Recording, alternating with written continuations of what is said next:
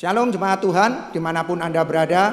Bersyukur sekali hari ini bisa berjumpa dengan Bapak Ibu Saudara semuanya. Dan saya percaya perlindungan dan pemeliharaan Tuhan selalu nyata dimanapun Bapak Ibu Saudara berada.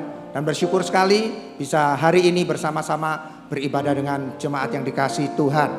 Nah, saya mau sampaikan pengumuman. Yang pertama, doa pagi God Favor in Marketplace hadir kembali untuk kita jemaat gereja Mawar Sharon Surabaya. Kita bisa mendengarkan firman Tuhan bersama-sama, kita berdoa sama-sama pada hari Sabtu 19 Desember 2020 mulai pukul 6 pagi. Mari kita bawa setiap kerinduan dan pergumulan kita, baik itu di dalam bisnis maupun pekerjaan kita, di dalam hadirat Tuhan dengan tidak jemu-jemu ya. Dan Zoom ID bisa Anda dapatkan di CGL atau bisa lihat di Instagram @GMS_Surabaya. Kemudian minggu depan adalah minggu persembahan misi dan diakonia. Persiapkan diri kita untuk kita bisa memberikan yang terbaik kepada Tuhan. Saya ajak sekarang kita bisa tundukkan kepala, kita berdoa, kita akan memulai ibadah kita pada hari ini. Tuhan, terima kasih Tuhan. Hati kami penuh dengan ucapan syukur Tuhan. Buat segala kebaikan-Mu yang sudah Kau curahkan dalam kehidupan setiap kami. Kami percaya kalau kami masih hidup, itu semata-mata oleh karena pemeliharaan-Mu, semata-mata oleh karena perlindungan-Mu itu nyata bagi setiap kami. Engkau jauhkan kami dari setiap mara bahaya, Kau jauhkan kami dari setiap penyakit COVID-19 dan lain sebagainya Tuhan. Kami percaya Engkau Allah yang hidup bagi setiap kami Tuhan. Oleh karena itu Tuhan, kami tidak pernah berhenti, kami naikkan ucapan syukur kami kepadamu Tuhan. Terima kasih kalau hari ini juga kami boleh beribadah Tuhan. Mungkin kami beribadah online Tuhan, tapi biar hati kami, sikap hati kami tetap sama Tuhan. Kami menghormati Engkau Tuhan. Kami mau memberikan yang terbaik kepadamu Tuhan. Lewat pujian kami, ketika kami mendengarkan firman-Mu Tuhan, kami mendengarkan dengan sikap hati yang respect, yang menghormati Engkau Tuhan. Terima kasih Tuhan, terima kasih. Kami bersyukur Engkau Allah yang hidup, Engkau Allah yang ajaib bagi setiap kami. Terima kasih, kami siap Tuhan memulai ibadah kami hari ini dengan penuh ucapan syukur dan sukacita. Di dalam nama Tuhan Yesus Kristus. Haleluya. Amin. Shalom, mari kita sama-sama bangkit berdiri. Kita percaya kita dipilih untuk memuliakan Tuhan. Amin. Kita sorak-sorai bagi Tuhan. Haleluya.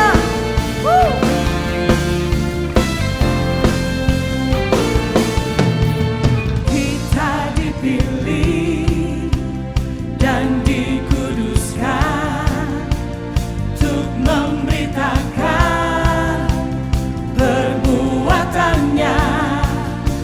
Sekarang saatnya bangkit nyatakan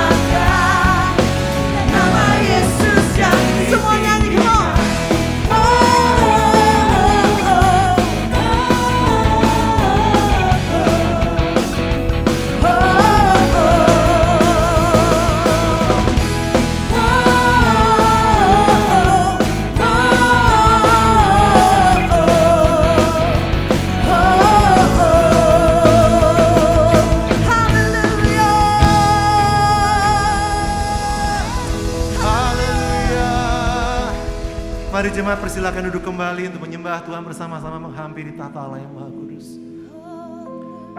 Yang bahwa setiap beban hidup kami Tuhan di hadapan-Mu, Engkau Allah yang begitu baik buat kami. Kami rayakan kehadiran-Mu menjamah kami tempat ini Bapa. Di dalam nama Yesus Tuhan.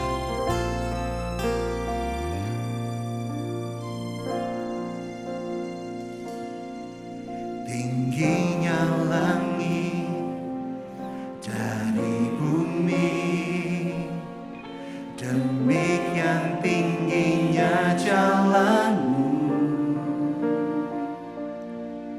Biar kehendak-Mu dan rencana-Mu terjadilah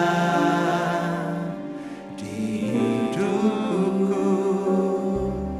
Kau yang menuntun setiap langkahku, hanya Engkau pertolonganku. Padamu Yesus aku berseru, Kau harapan terang hidupku.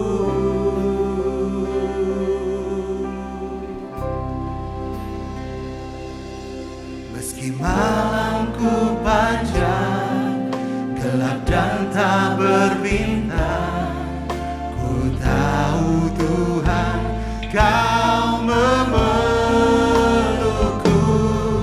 Aku takkan menyerah, dalam sesatku percaya Tuhan Kau dekatku.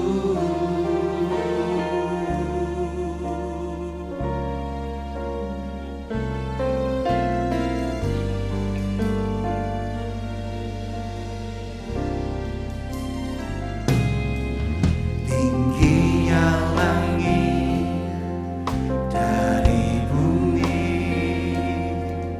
demikian tingginya jalan-Mu. Biar kehendak-Mu dan rencana-Mu terjadilah di hidupku. Kau yang menuntun setiap langkahku, hanya Engkau pertolonganku. Padamu Yesus aku berseru, Kau harapan terang hidupku. Meski malamku panjang, gelap dan tak berbintang, ku tahu Tuhan Kau memelukku. Aku takkan menyerah, dalam sesatku percaya Tuhan Kau dekatku. Meski ku berair mata,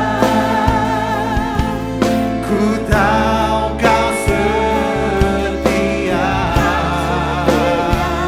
Dengan senang hatiku percaya Kau setia selamanya.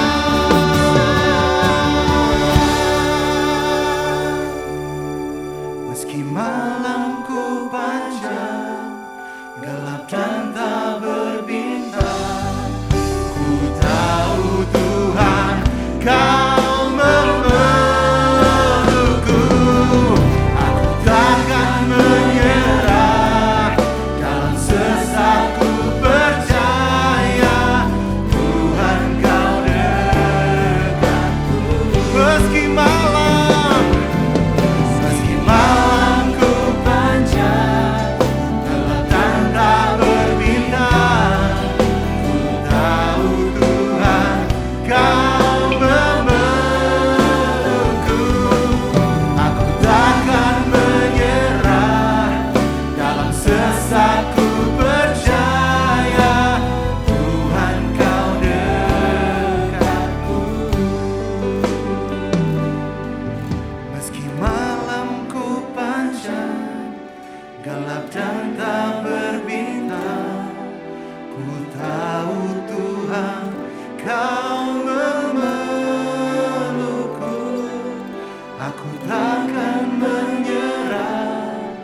Dalam sesak ku percaya Tuhan kau dekat. Mari kita bangkit diri bagi Dia, kita mau katakan, meski malam ku panjang, gelap dan tak berbintang, ku tahu Tuhan kau memelukku. Aku takkan menyerah, dalam sesak ku percaya Tuhan kau dekat. Meski malam ku panjang, meski malam ku panjang, gelap dan tak berbintang, ku tahu Tuhan kau memelukku. Aku takkan menyerah, dalam sesak ku percaya Tuhan kau dekat. Meski malam ku panjang, meski malam ku panjang, gelap dan tak berbintang, kami tahu Tuhan, kau meluk kami Yesus. Aku takkan menyerah, dalam sesak ku percaya Tuhan kau dekat. Tuhan kau dekatku, Tuhan kau dekat, Tuhan kau dekatku, Tuhan kau dekatku.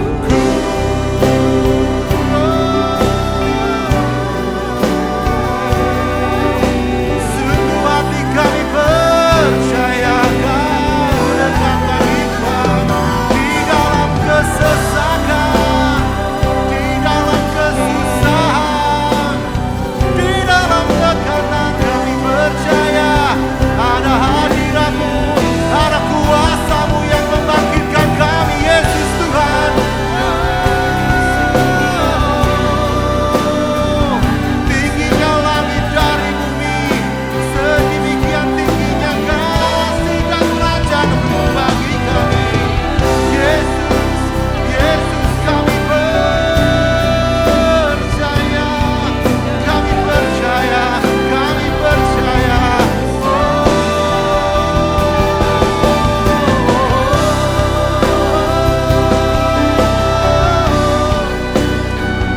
Kiara lama lama lama ya kiara lama tara lama se.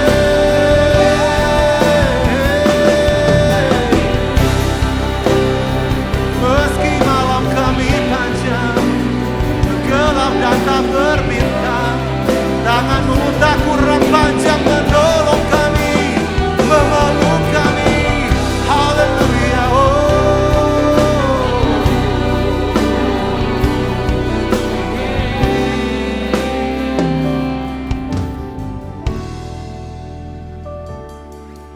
Meski malamku panjang, gelap dan tak berbintang, ku tahu Tuhan. Kami tahu Tuhan, Kau senantiasa memeluk kami, Yesus Tuhan. Aku takkan yes, ini janji kami. Dalam sesak ku percaya Yes Lord. Tuhan kau dekat. Meski malamku panjang, meski malamku panjang, gelap dan tak berbintang, ku tahu Tuhan kau memelukku. Aku takkan menyerah, dalam sesak ku percaya Tuhan kau dekatku, Tuhan kau dekatku, Tuhan kau dekatku. Kau dekat kami Tuhan, Tuhan kau dekatku.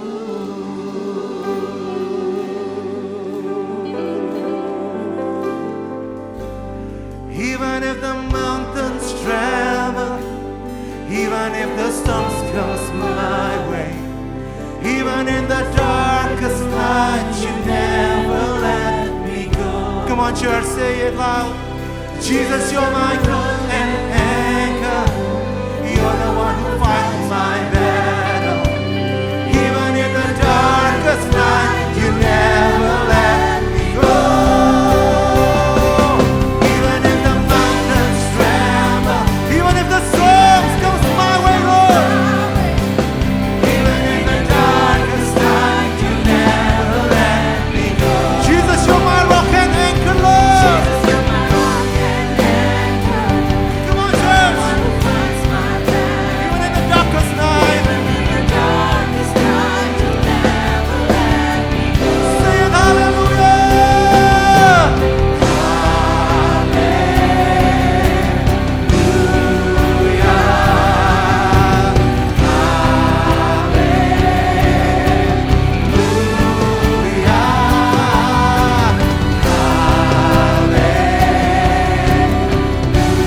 I'm not afraid. I'm not afraid. God is for me. Hallelujah. Tercurah urapanmu tempat ini Tuhan. Haleluya.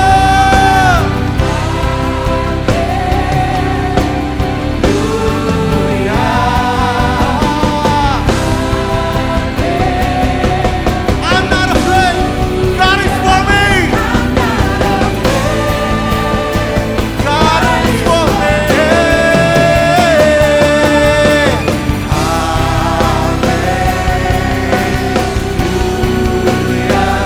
You are for me, God.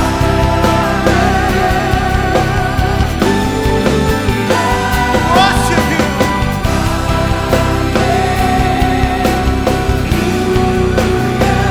I'm not afraid.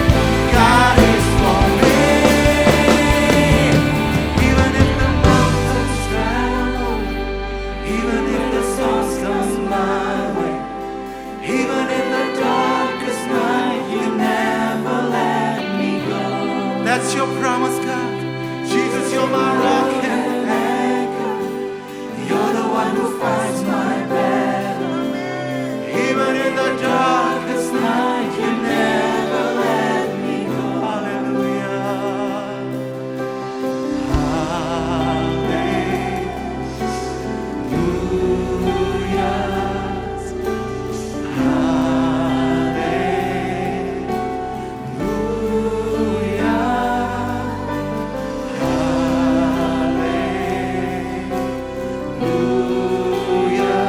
I'm not afraid.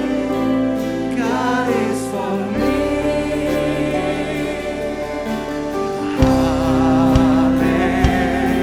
Come on, semua angkat hatimu sembah Dia, katakan.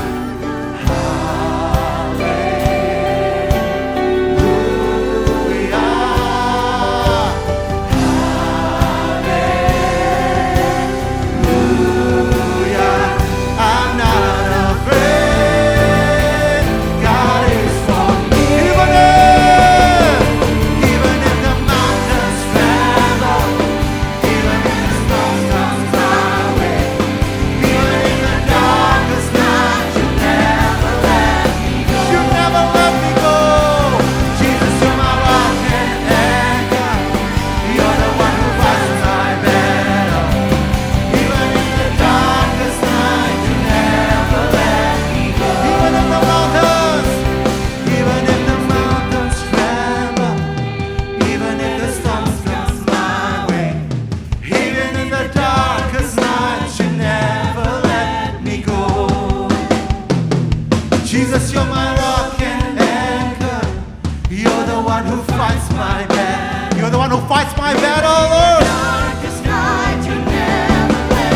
Oh, even if the mountains tremble, even if the storms come my way, even in the darkest night, you never let me go. Jesus, you're my rock and anchor. You're the one who fights my battle. Even in the darkest night, you never let me go. Even in the darkest night, you never let me Even in the darkest night, you never let me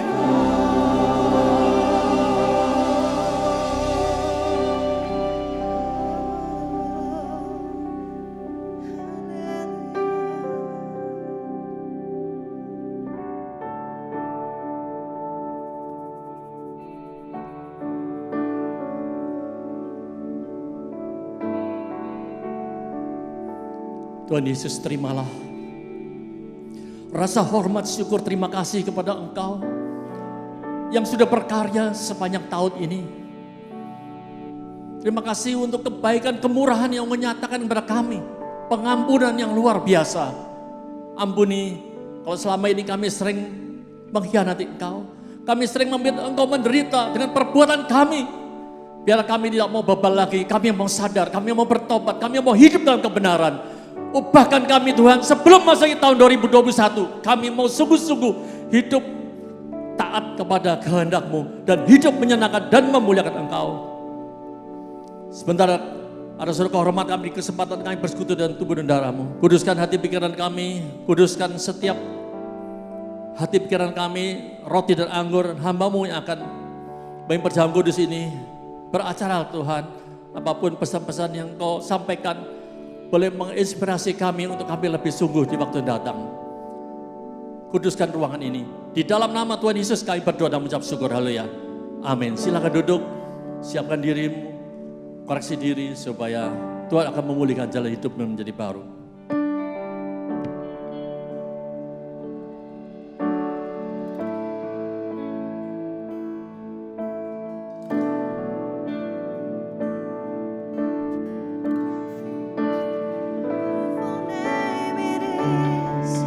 What a beautiful name it is, the name of Jesus Christ, my King. What a beautiful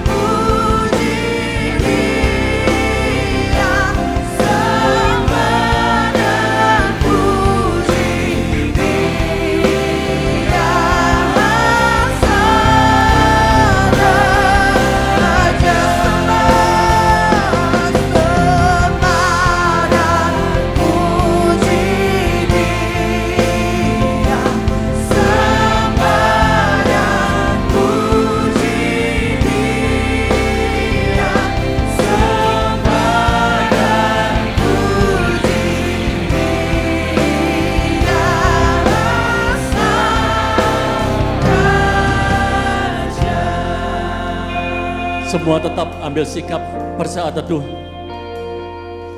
Immanuel, Tuhan beserta kita. Kita beruntung, tidak terasa hampir setahun di penghujung akhir tahun ini kita masuk ke tahun 2021. Tuhan tahu apa yang kalian khawatirkan, kalian masa depan saudara. Ada berapa yang saat ini masih menderita sakit, bawaan, ekonomi lagi susah, keluarga ada masalah, dan apapun yang ada. Tapi Tuhan berkata, Allah turut bekerjasama dalam sesuatu mendatangkan kebaikan bagi setiap yang mengasihi Dia. Tahun depan saya tadi waktu pujian dapatkan bahwa akan terjadi gelombang yang baru. Yang iblis tebarkan roh ketakutan, kekhawatiran, problem-problem yang ada. Tapi firman Tuhan berkata kesusahan sehari cukup sehari. Dan Tuhan sudah membiarkan hari depan yang penuh pengharapan. Tuhan sudah membiarkan gelombang yang baru tahun 2021 bersama dengan Roh Kudus. Ikuti aja gelombang itu dengan seperti orang berselancar. Ikuti aja sesuai dengan kemampuanmu, sesuai apa yang kau diberikan talenta dan iman yang sebiji sawi. Sanggup mengalahkan badai apapun yang terjadi dan gelombang itu akan berhenti. Sebagaimana Petrus waktu di atas perahu dengan Tuhan Yesus di atas di buritan. Tidak ada yang tidak bisa. Karena Tuhan Yesus sudah buktikan melalui perjamuan kudus yang terakhir tahun 2020 ini. Dia sudah rela mati untuk saudara dan saya. Dia tidak izinkan penderitaan berlarut yang tidak melebihi kemampuan kita. Karena itu jangan berlarut-larut dan takut khawatir. Tapi siapkan dirimu bersama dengan Tuhan. Hidup dalam kebenaran. Introspeksi diri. Ada hal yang baru. Tuhan sudah buka jalan yang baru. Yang akan merombak semua tata yang ada. Dan engkau akan melihat hidup yang berkelimpahan di dalam Yesus Kristus. Ada banyak mujizat terjadi. Di tengah penderitaan ada mujizat-mujizat yang akan terjadi. Dan biarlah semua itu akan dibuktikan bahwa Allah hadir. Allah tidak pernah terlambat perlawan dalam hidupmu. Karena itu biarlah saat ini sebelum kita bersekutu dan mendarah, Tuhan tanya, seberapa banyak jiwa yang sudah engkau menangkan untuk Tuhan? Bukan banyaknya, tapi usahamu untuk engkau bisa menginjil, engkau bisa bersaksi akan kemurahan Tuhan, akan mujizat-mujizat yang engkau alami. Itu ada maksud Tuhan supaya orang percaya dan orang bertobat. Ini saatnya kita memperbarui pola berpikir kita, karakter kita, kembali kepada kasih yang mula-mula. Tuhan Yesus mengalami penderitaan maut, menjadi sama dengan keadaan kita sebagai manusia. Sehingga oleh kematiannya, Yesus memusnahkan iblis dan maut. Maka ia dapat merasakan dan membebaskan kita dari penderitaan. Yesus sudah menang atas segala pencobaan. Ia dapat menolong saudara dan saya dan menyembuhkan sakit kita. Apa yang sudah engkau persembahkan untuk membalas kebaikan Tuhan? Berikan yang terbaik bagi Tuhan melalui hidupmu. Kata Yesus, akulah roti hidup. Barang siapa datang dan percaya kepadaku, engkau tidak akan lapar dan haus lagi. Jika engkau makan roti ini, engkau akan hidup selama-lamanya.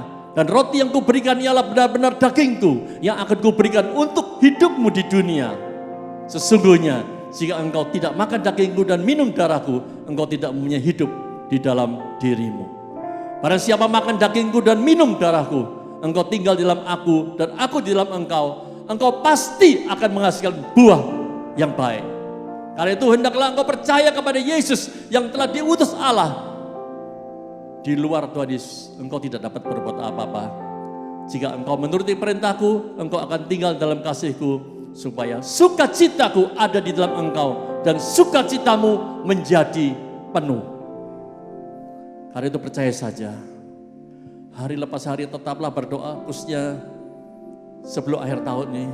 Make a wish dengan Tuhan, harapan dan kerinduan saudara. Mengucap syukur senantiasa, jangan mengomel mulu, engkau akan selamat. engkau akan beruntung, engkau akan bahagia. Dan hidupmu akan berubah. Bukan karena kuat gagah, tapi karena keyakinan imanmu. Tuhan beserta. Yakinlah bahwa jerih payahmu, ketekunanmu selama tahun ini tidak sia-sia.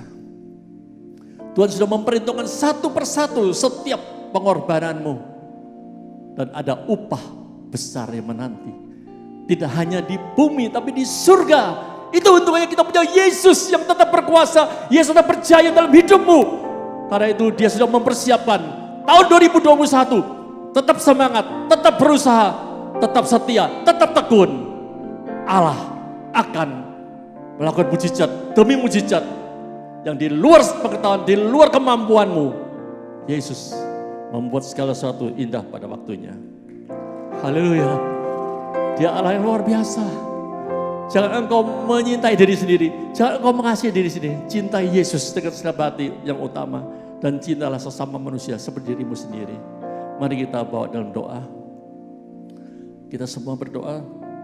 Tuhan, jamah aku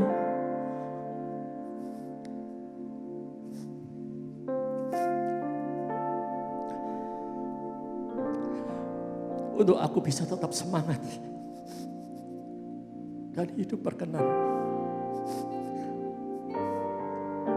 Mampu kami untuk setia mengiring Engkau dan tidak pernah meninggalkan Engkau, tidak menyerah. Ubahkan hidupku sehingga bisa mempersembahkan tubuhku sebagai persembahan yang hidup kudus dan memuliakan Engkau.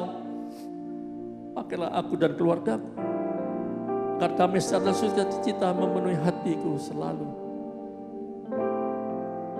Silakan Tuhan berkarya, biarlah dengan persekutuan Tuhan darah menjadi kami semakin akrab dengan Engkau. Terima kasih Tuhan. Dalam nama Tuhan Yesus, kami berdoa dan mengucap syukur. Amin. Mari kita bangkit berdiri.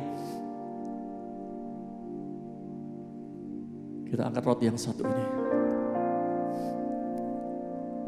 Hidupmu bukan kamu lagi, tapi Kristus ada dalam dirimu. Yakinlah dengan engkau mengangkat tangan kanan, Dia sudah menang dan engkau diciptakan menjadi lebih dari pemenang. Kuatkan, teguhkan hatimu. Jangan goyah. Kalau Allah di pihakmu, siapa lawanmu? Covid, ekonomi dan apapun akan dilipas habis tepat pada waktunya. Dan dia akan meluputkan engkau. Karena dia sayang saudara. Untuk itu dia rela mati untuk saudara. Kalau engkau percaya, hidupmu sangat berarti. Hidupmu bisa berdampak kepada manusia, kepada Allah dan samanya. Mari, makanlah dengan iman dan percaya di dalam nama Tuhan Yesus Kristus.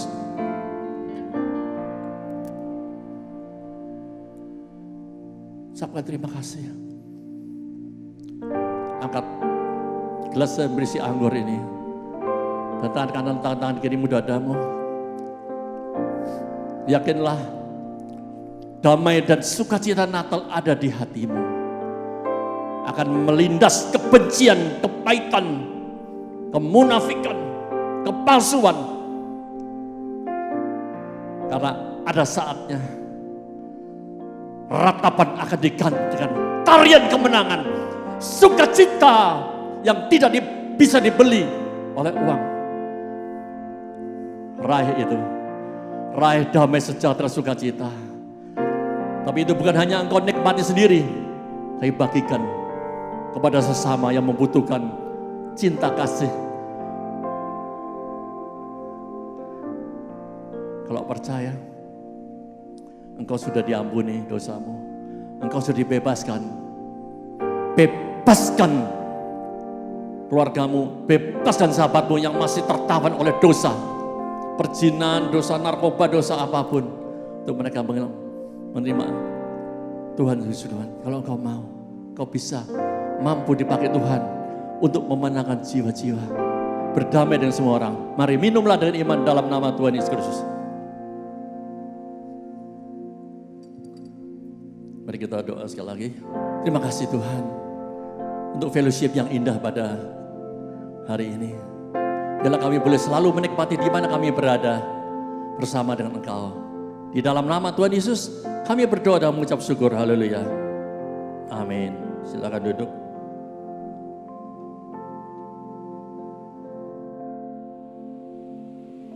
Sekali lagi saya ajak kita tundukkan kepala, kita berdoa. Terima kasih Tuhan Buat hari ini, buat persekutuan dengan tubuh dan darah-Mu Tuhan, kami tahu Engkau mati, Engkau bangkit, bahkan hidup bagi kami semuanya Tuhan. Oleh karena itu Tuhan, biar kematian-Mu dan kebangkitan-Mu itu selalu nyata di dalam kehidupan setiap kami, supaya hidup Kristus itu senantiasa memancar keluar dari dalam kehidupan setiap kami, supaya kami boleh menjadi terang, boleh membawa dampak di tengah-tengah dunia Tuhan. Mereka melihat Yesus lewat kehidupan setiap kami. Oleh karena itu Tuhan, kami akan mengakui Engkau di dalam setiap tingkah laku kami Tuhan, dan Engkau yang akan terus meluruskan jalan-jalan kami, supaya kami tetap hidup di dalam jalan dan kebenaran-Mu Tuhan. Terima kasih, kami bersyukur kepadamu. Dan hari ini Tuhan, kalau Kau izinkan kami untuk memberikan persembahan, kami mau memberikan yang terbaik kepadamu Tuhan. Bukan cuma sekedar pemberian materi, harta, tapi seluruh hidup kami Tuhan, segenap hati kami mau memberikan yang terbaik kepadamu Tuhan. Terima kasih, kami siap memberi Tuhan, hanya di dalam nama Tuhan Yesus Kristus. Haleluya, amin. Saya ucapkan shalom dan juga salam sehat untuk jemaat GMS Surabaya. Terima kasih kepada Tuhan Yesus yang masih memberikan kesempatan untuk kita bertemu, untuk belajar firman Tuhan, walaupun kita masih terbatas dengan jarak melalui screen to screen, tapi saya percaya kuasa Tuhan tidak dibatasi oleh perbedaan ruang dan juga tidak terbatasi oleh perbedaan waktu. Tak terasa kita sudah memasuki penghujung tahun. 3 minggu ke depan kita akan masuk dalam tahun yang baru 2021, tentu dengan harapan yang lebih baik daripada tahun ini. Terima kasih buat Bapak Gembala dan Ibu yang telah memberikan kesempatan untuk saya boleh menyampaikan isi hati Tuhan. Nah, kalau kita tahu bahwa sepanjang tahun ini ada kepekaan yang diterima oleh Bapak Gembala sehingga memiliki sebuah tema tahunan yang menjadi panduan kita bersama, pemurnian untuk pertumbuhan atau Purified for Growth.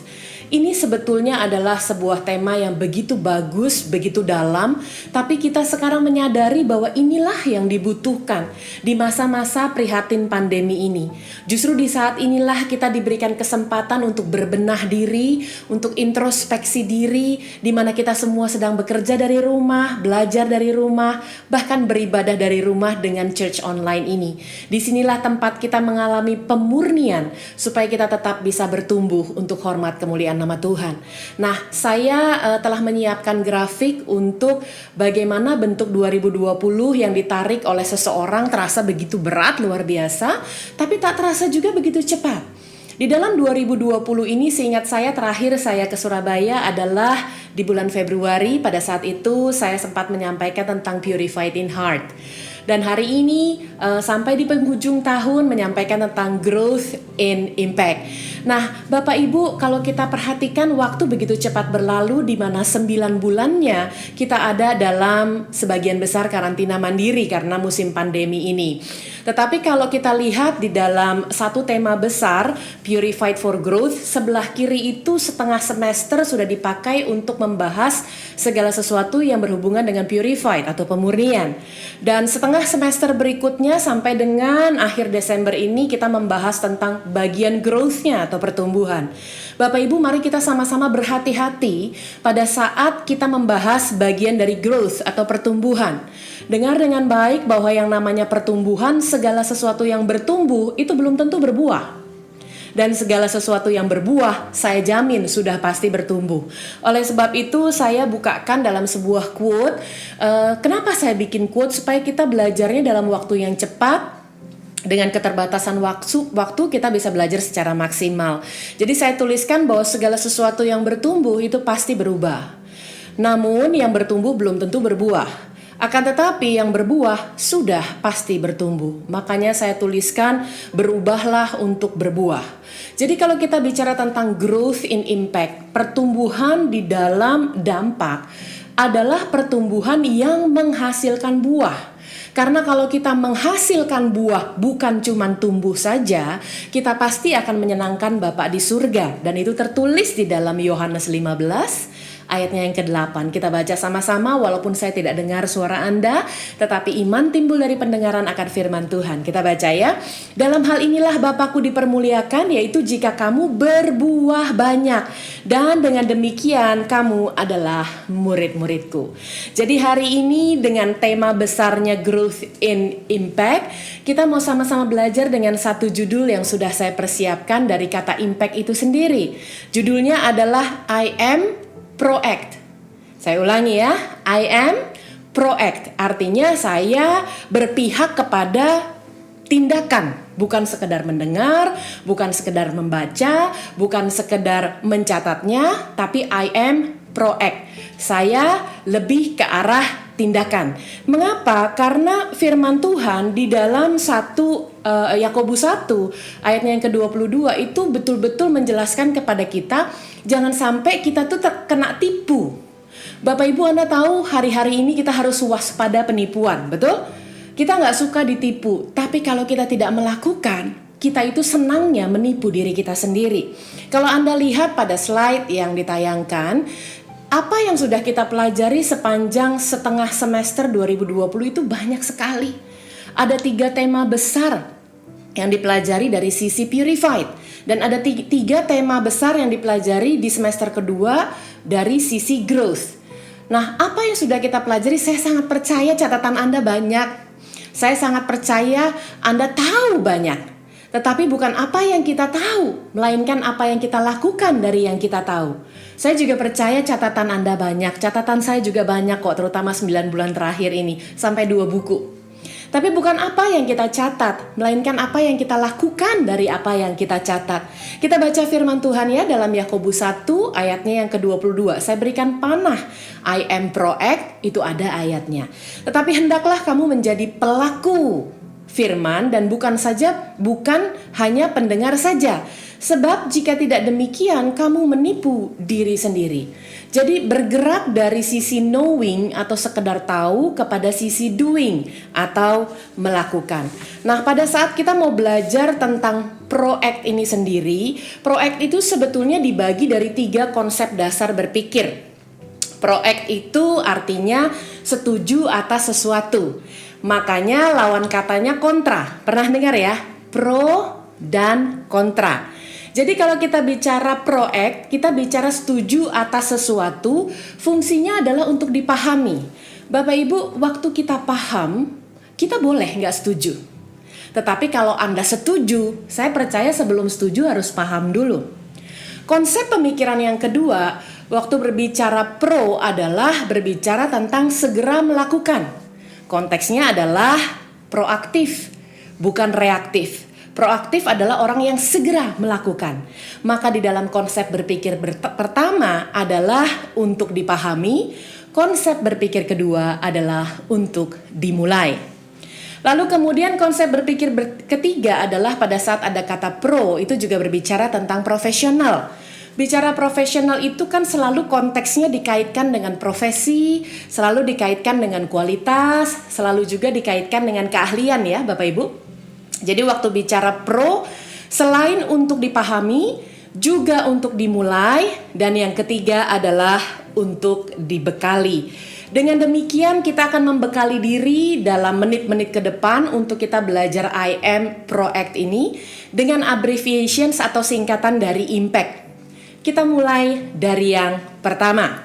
Yang pertama dari kata impact dimulai dengan huruf I adalah inspire. Bapak Ibu, kita tidak bisa bertumbuh dalam memberikan dampak kalau hidup kita tidak menginspirasi orang lain. Nah, bagaimana caranya supaya hidup kita bisa menginspirasi orang lain? Kalau Anda lihat dalam bahasa Indonesia, inspire itu berarti mengilhamkan. Pertanyaan saya, sebelum Anda mengilhamkan melakukan kebenaran kepada orang lain, sudahkah Anda membaca kebenaran itu dan menghidupinya? Sebelum kita mengilhamkan kebaikan kepada orang lain, sudahkah kita melakukan kebaikan itu sendiri? Pertanyaan saya yang paling mendasar adalah, Anda diilhamkannya dari siapa?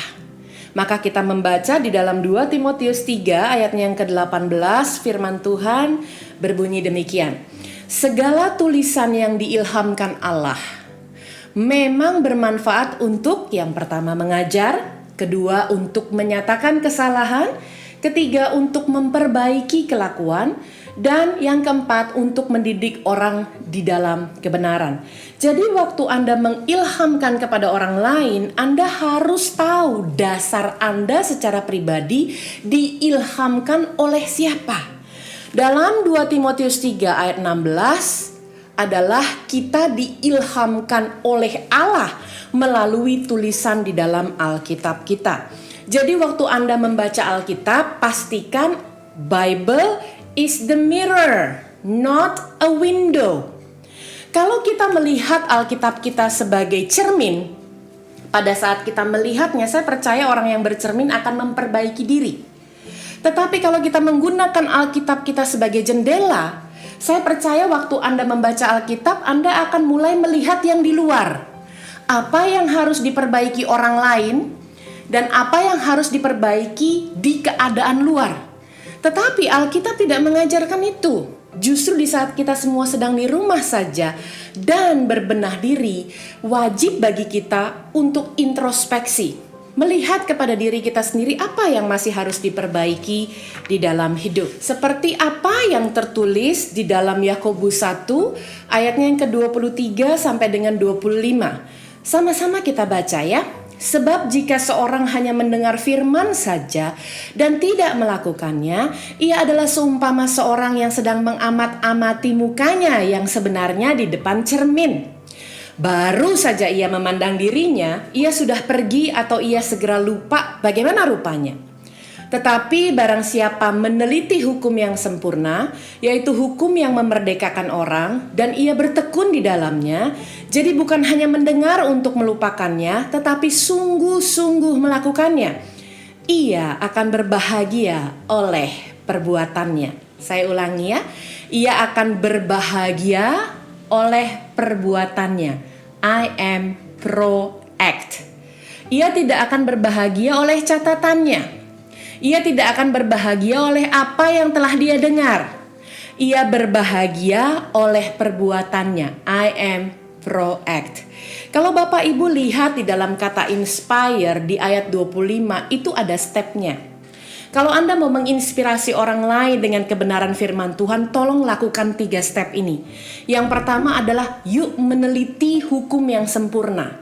Bagaimana kita bisa meneliti hukum yang sempurna kalau kita sendiri juga malas baca Alkitab? Dulu ada alasan tidak ada waktu. Sekarang pada saat kita semua sedang di rumah masih belum habis juga baca Alkitabnya. Yang kedua adalah setelah kita meneliti hukum yang sempurna, kita bertekun di dalamnya. Kata bertekun berbicara tentang tindakan bertalu-talu. Artinya terus menerus. Artinya jangan kasih kendor. Dan yang ketiga adalah setelah Anda bertekun, Anda juga dan saya harus sungguh-sungguh melakukannya. Hasilnya adalah berbahagia oleh perbuatannya. Dalam bahasa aslinya berbahagia di sini menggunakan kata makaritos, yang selain artinya berbahagia, kita juga diberkati. Nah, kalau kita sudah lihat di dalam bagian inspire, saya cuma mau kasih pesan satu. Ada quote yang begitu mudah untuk dipahami.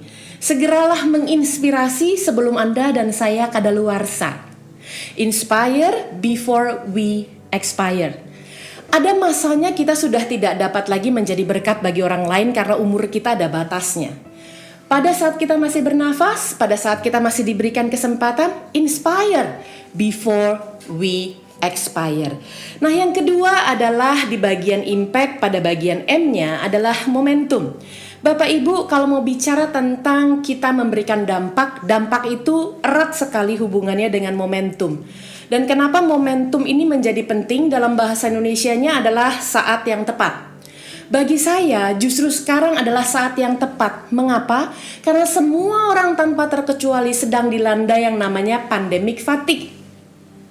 Semua orang menunggu. Saat kita bicara tentang pandemic fatigue adalah sebuah kelelahan ekstrim. Jadi artinya kita kelelahannya begitu berkepanjangan karena situasi yang siaga terus-menerus. Dulu kita pikir hanya 2 minggu untuk semi lockdown atau PSBB. Lalu kemudian diperpanjang menjadi 1 bulan. Kita berpikir hanya 3 bulan, ternyata 6 bulan. 6 bulan dan lihatlah hari ini kita sudah masuk sampai dengan 9 bulan. Walaupun kita terus berdoa, berpuasa, kita percaya badai pasti berlalu, tidak ada satu orang pun yang dapat mengatakan kapan pandemi ini akan segera berakhir. Semuanya ada di dalam kedaulatannya Tuhan. Dan oleh sebab itu waktu kita belajar tentang sangat kelelahan atau extreme tiredness ini, Matius 11 ayat 28 sebetulnya adalah jawabannya. Sebab Tuhan berkata, marilah kepadaku semua yang letih, lesu dan berbeban berat, aku akan memberikan kelegaan kepadamu. Jadi waktu bicara tentang momentum, sebetulnya sekarang adalah momentum yang terbaik. Hanya saja orang suka bertanya, lalu saya harus memulainya dari mana?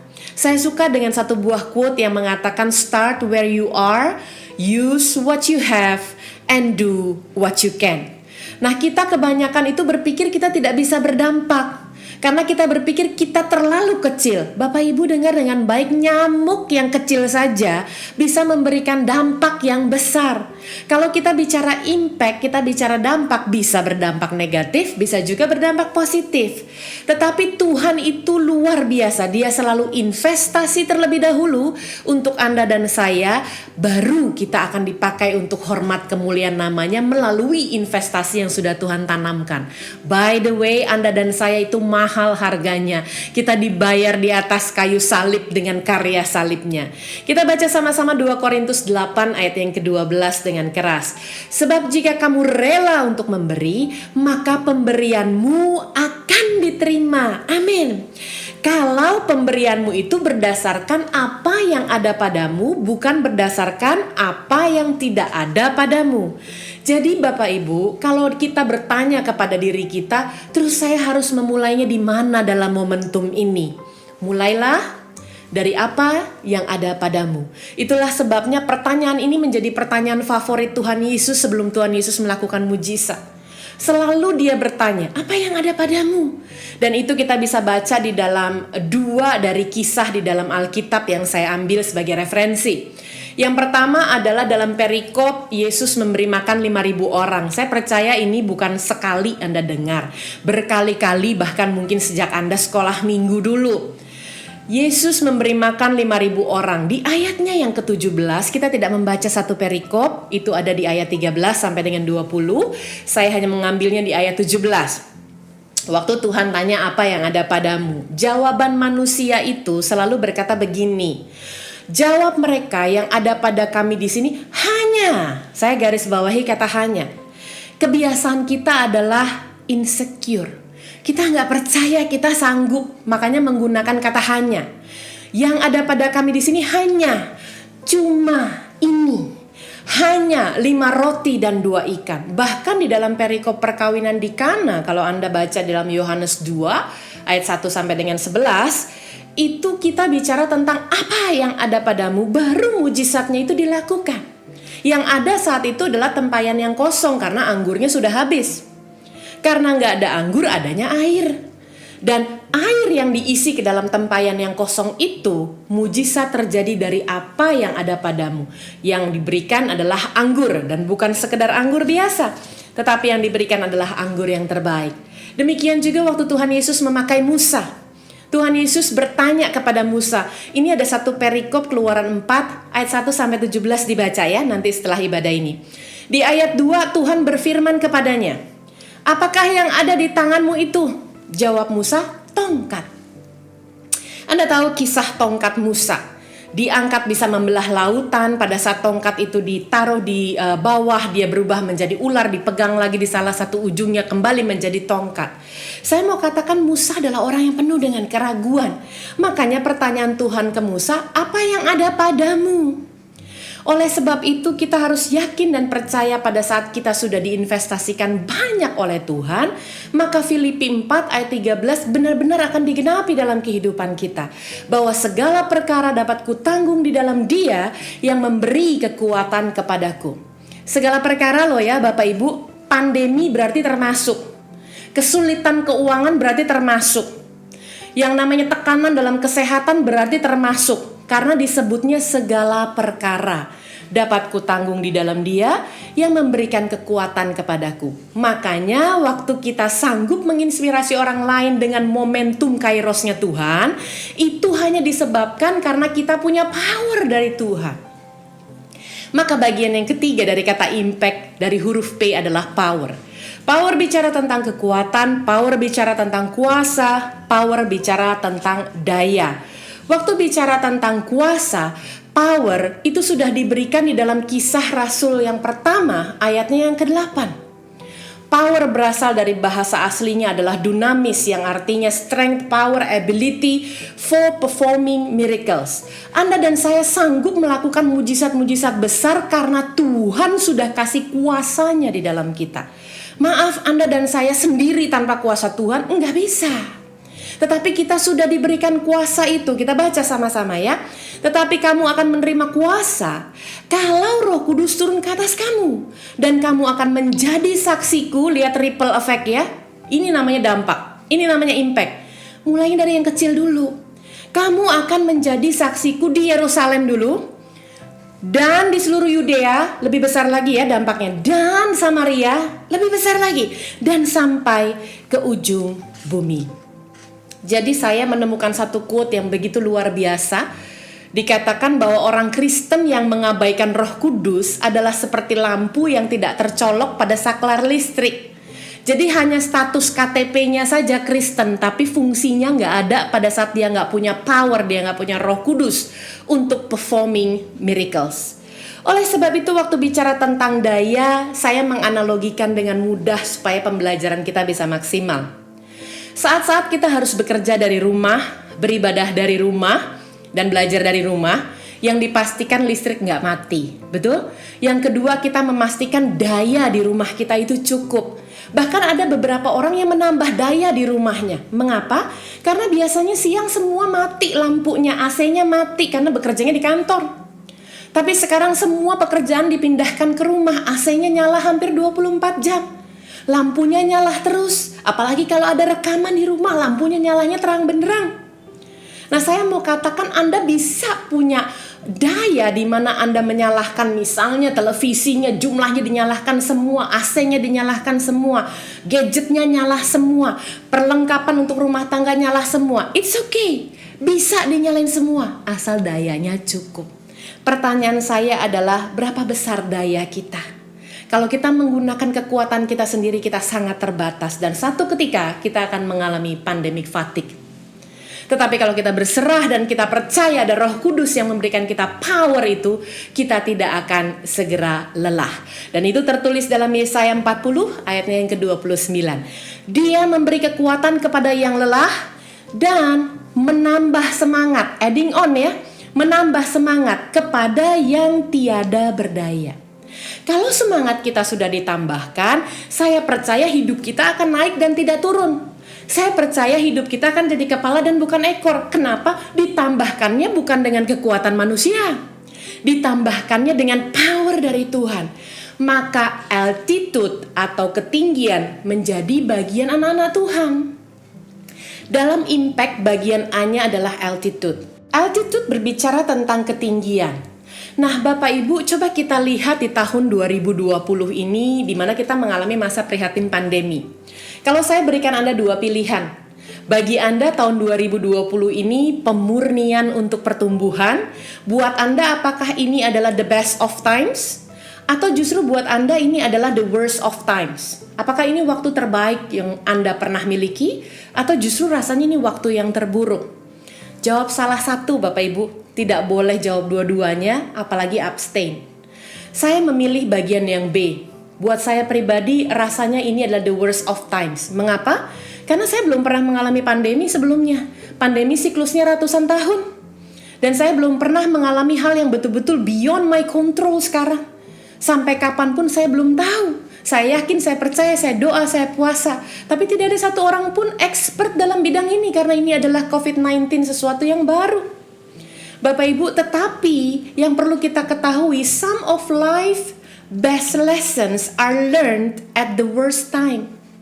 Justru ya, pembelajaran yang terbaik banget di dalam hidup itu terjadinya kadang-kadang di dalam waktu yang terburuk. So it's okay kalau Anda mengalami the worst of times now, tetapi Anda mengakhirinya dengan best lesson. Jangan sampai Anda memulainya dengan worst times, Anda mengakhirinya dengan worst lesson. Makanya di dalam Ulangan 28 ayat 13-14 berkata, Tuhan akan mengangkat engkau menjadi kepala dan bukan menjadi ekor. Kata mengangkat itu karena Anda tadinya di bawah. Orang yang tadinya di bawah makanya bisa diangkat. Kalimat ini jadi cocok buat kita. Mengalami worst of times, cocok ini kalimat buat kita. Engkau akan tetap naik dan bukan turun. Apabila, ini artinya ada syarat. Yang pertama, engkau mendengarkan perintah Tuhan Allahmu. Yang kedua, yang kusampaikan pada hari ini kau lakukan dengan setia. Dan yang ketiga, dan apabila engkau tidak menyimpang ke kanan atau ke kiri dari segala perintah yang kuberikan kepadamu pada hari ini, dengan mengikuti Allah lain dan beribadah kepadanya. Jadi ya, kalau saya bukakan dua grafik, karena buat saya picture speaks 1,000 words, Anda memilih A atau B, best of times atau worst of times. Dengan Ulangan 28 ayat 13-14 tadi digenapi dalam kehidupan kita, maka kita akan mengakhirinya dengan best lessons. Best lessons-nya apa sih? Bisa kok terjadi asal Anda pegang 3 tadi. Mendengarkan perintah Tuhan, melakukannya dengan setia, dan tidak menyimpang. Bapak Ibu, kalau ditanya Gina worst of times-nya banyak nggak? Banyak banget. Saya baru selesai mengakhiri 40 hari sabbatical saya. Wah, di situ saya mengalami tekanan yang luar biasa. Rasanya seperti keset diinjak-injak. Tapi best lesson-nya adalah justru menjadi keset itu saya membersihkan apa yang dari luar tidak boleh masuk ke dalam hati ini. Waktu saya merasa, aduh kok kayaknya saya direndahkan ya. Tersinggung, direndahkan. Best lesson-nya apa? Ya mungkin memang selama ini saya menaruh diri saya ketinggian. Waktu saya rasanya seperti disudutkan, dipojokkan, justru sudut pandang yang baru Tuhan berikan. Memulainya dengan worst of times, mengakhirinya dengan best lessons. Bapak Ibu, tokoh di dalam Alkitab kita tuh banyak sekali yang memulainya dengan worst of times. Contohnya adalah Abraham. Anda tahu cerita dan kisah Abraham yang harus mengorbankan Ishak. Untuk saya itu worst of times. Bayangkan, minta anak ini sama Tuhan sudah lama, dikabulkan sama Tuhan, dapat puji Tuhan, harus dikorbankan. That's worst. Tetapi apa yang dilakukan Abraham? 3 hal tadi. Abraham mendengarkan perintah Tuhan, Abraham melakukan dengan setia, dan Abraham tidak menyimpang sama sekali. Apa best lesson-nya buat Abraham? Dalam Roma 4 ayat 11, Abraham disebut bapak orang beriman. Itu best lesson-nya. Di dalam Roma 4 ayat 17 disebutkan Abraham adalah bapak banyak bangsa. That's the best lesson. Bahkan yang ketiga di dalam Yakobus 2 ayat 21-23, itu Abraham disebut sebagai sahabat Allah. Siapa lagi tokoh di dalam Alkitab kita yang mengalami worst of times? Wah, kalau bicara worst of times, penderitaan penuh itu dialami Ayub. Ayub tuh kena semua aspek, Bapak Ibu. Dalam perihal perekonomian, Ayub abis-abisan. Dalam keharmonisan rumah tangga, berantakan luar biasa. Dalam keadaan fisiknya, Ayub itu memiliki penyakit kulit yang gatelnya luar biasa, nggak bisa digaruk biasa. Harus pakai beling menggaruknya. Otomatis berdarah, otomatis pasti agak berbau. Makanya dalam bidang sosial pun dia dikucilkan karena orang mengira dia itu terkena tulah. Habis semuanya, bahkan istrinya berkata, engkau mengutuki saja Allahmu. Jadi abis-abisan Ayub itu worst of times-nya adalah ujian penderitaan. Tapi best lesson buat Ayub itu apa? Di Ayub 1 ayat 1, Ayub disebut orang saleh. Ayub lah yang disebut orang jujur. Dan di dalam Yakobus 5 ayat 11, waktu menjelaskan tentang penderitaan di dalam Kristus gitu ya, orang akan mereferensikan masalah ataupun keadaan ketekunan, itu pasti referensinya akan ke Ayub. Bagaimana dengan kehidupan kita? Oleh sebab itu kalau kita sudah masuk dalam inspire, momentum, power, altitude, sekarang kita memiliki yang namanya Christ-like character atau karakter yang menyerupai Kristus. Nah, untuk karakter yang menyerupai Kristus, saya percaya ini sudah dibahas tuntas di bulan Maret April karena menjadi salah satu subtopik di semester pertama. Tapi waktu berbicara tentang Christ-like character, kita tidak bisa keluar dari 9 buah roh. Oleh sebab itu kita baca sama-sama lagi ya, mengingatkan kita, menguatkan kita bersama-sama. Galatia 5 ayat ke-22 sampai dengan 23. Tetapi buah roh ialah kasih, sukacita, damai sejahtera, kesabaran, kemurahan, kebaikan, kesetiaan, kelemah lembutan, penguasaan diri. Tidak ada hukum yang menentang hal-hal itu. Coba kita buat dalam perenungan kita satu persatu dari 9 buah tersebut.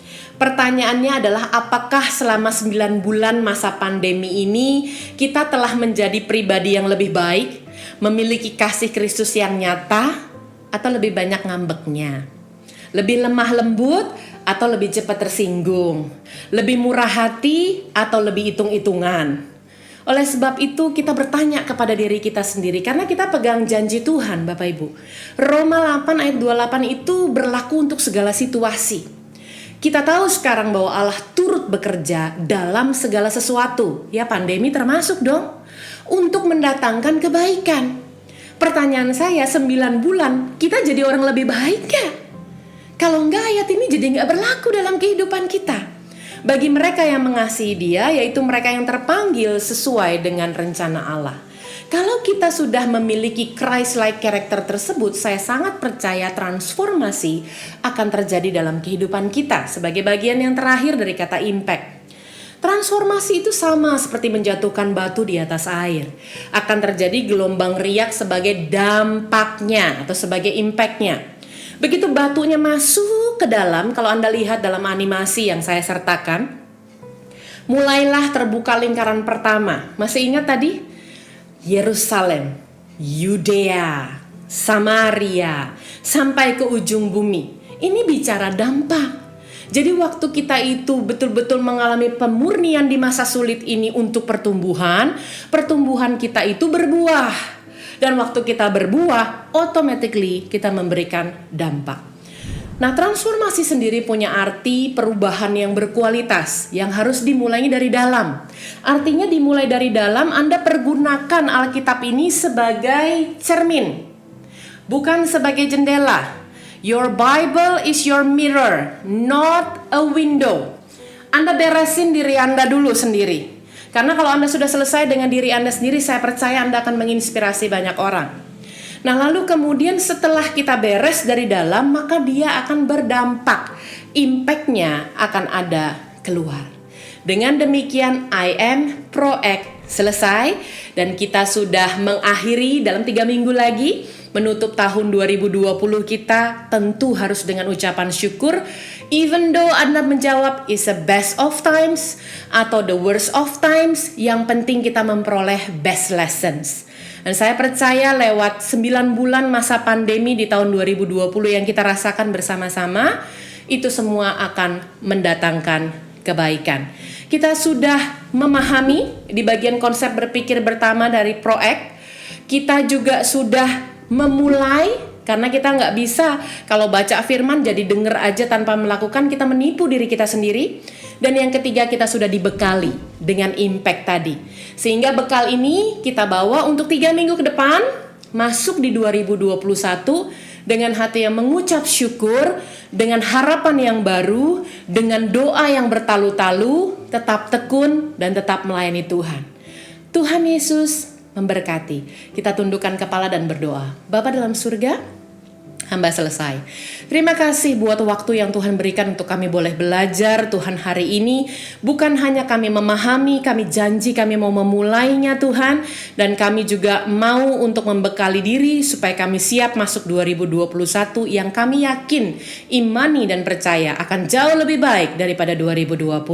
Sebab kami memegang janjimu dalam Ulangan 28 ayat 13-14. Hidup kami akan tetap naik dan tidak turun jadi kepala dan bukan ekor. Berkati gerejamu, berkati setiap jemaatmu, berkati Tuhan dan perlindunganmu sempurna. Terima kasih buat hari ini kami mengucap syukur. Di dalam nama Tuhan Yesus Kristus, Allah yang hidup yang kami sembah, kami alaskan doa ini. Haleluya, amin. Tuhan Yesus memberkati. Kami percaya firman sudah berlalu, tapi Roh Kudus akan melaksanakan apa yang jadikan Bapa dan berhasil menjadi titanya. Jadikan kami menjadi pelaku firman, jadikan kami menjadi pribadi yang lebih baik lagi. Jadikan kami mengalami pertumbuhan yang berkualitas. Roh Kudus berikan hikmat, kekuatan, semangat, supaya kami bertumbuh berbuah lebat. Ini momentum untuk kami bisa menginspirasi banyak orang untuk mereka dibenarkan bagi Engkau. Angkat kedua tanganmu, terimalah urapan yang baru, roh hikmat, marifat, hikmat, akal budi, pewahyuan yang akan nyatakan untuk menjadi bekal engkau di tahun yang akan datang. Untuk engkau memiliki iman yang teguh, untuk engkau tetap Tuhan berikan semangat, roh yang menyala-nyala di dalam melayani engkau, roh menyala-nyala untuk tidak pandang menyerah. Terimalah kekuatan yang baru dari Tuhan, harapan baru, kesehatan. Tuhan akan luputkan dari virus COVID. Berkati rumah tangga keluargamu penuh rukun dan bahagia. Berkati pekerjaanmu, berkati pelayananmu, berkati studimu. Apa yang menjadi kebutuhanmu, sandang pangan papan, masa hidup keturunan, pekerjaan, keuangan, dan apapun yang menjadi kebutuhanmu, Tuhan akan mencukupkan tepat pada waktunya. Roh takut khawatir, roh galau kami patahkan di dalam nama Yesus. Untuk engkau berani melangkah bersama Tuhan tahun 2021, tahun yang penuh berkemenangan, tahun kesuksesan, tahun ada harapan yang baru akan melangkah bersama engkau. Tuhan selalu menyertai hidupmu. Sertai sepanjang minggu depan juga akhir tahun, mampukan kami Tuhan untuk kami banyak berdoa, untuk kami memiliki harapan yang baru bersama engkau, make a wish setiap engkau, dan apa yang doa-doa kami engkau dengar, doa kami. Kami bisa melewati sebentar lagi ujung tahun dengan berhasil bersama engkau. Saat ini sidang kasih Tuhan, terimalah anugerah, kasih karunia, damai sejahtera daripada Allah Bapa, Allah Putra, Roh Kudus, yang selalu akan menyertai, memimpin dalam kehidupanmu. Hidup yang berkelimpahan, hidup berkemenangan, hidup yang dalam kesuksesan, hidup dalam nubuatan Tuhan mulai saat ini sampai Maranatha, karena sama-sama. Amin. Tuhan Yesus memberkati.